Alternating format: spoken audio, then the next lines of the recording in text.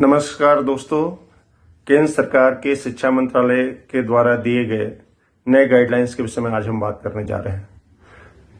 हमारे सामने प्रश्न उठता है कि ये गाइडलाइंस शिक्षा मंत्रालय के द्वारा क्यों जारी किए गए। जैसा कि हम देख चुके हैं, विगत कई वर्षों में बच्चों के बीच बढ़ती हुई आपराधिक प्रवृत्ति, साथ में उनके द्वारा किए गए सुसाइड और साथ में शिक्षण संस्थाओं में आय सुविधाओं की कमी और शिक्षण संस्थाओं की टीचिंग मेथड्स में आई हुई कमियों को ज्ञान में लेते हुए केंद्र की सरकार अर्थात मिनिस्ट्री ऑफ एजुकेशन ने ये नए दिशा निर्देश जारी किए गए। दोस्तों, हम चलते हैं केंद्र सरकार के द्वारा जारी किए गए दिशा निर्देशों को एक एक कर जानने का प्रयास करेंगे।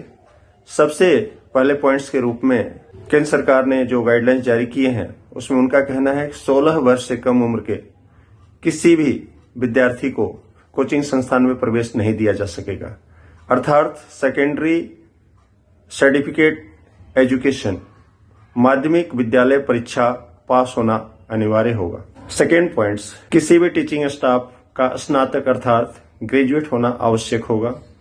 थर्ड पॉइंट्स, अगर कोई टीचर नैतिक कदाचार अर्थात कैरेक्टर वाइज लूज पाया जाता है, वैसे में किसी भी शिक्षण संस्थान अर्थात कोचिंग संस्थान के द्वारा उसकी नियुक्ति नहीं हो सकेगी।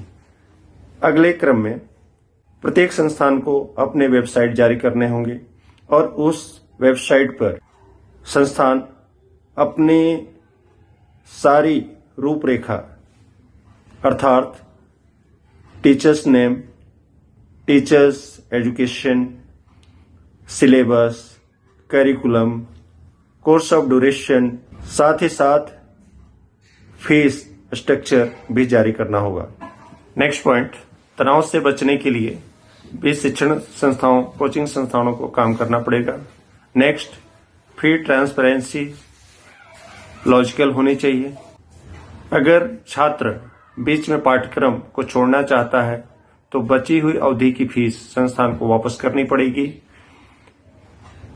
नेक्स्ट पॉइंट, भ्रामक विज्ञप्ति अर्थात कोई भी संस्थान जो है लोक लुभावन एडवर्टाइजमेंट नहीं कर सकता, अर्थात वो किसी बात की गारंटी नहीं दे सकता, अर्थात अच्छे नंबर, अच्छे अंक दिलाने या अच्छे रैंक दिलाने की गारंटी का वादा नहीं करेगा।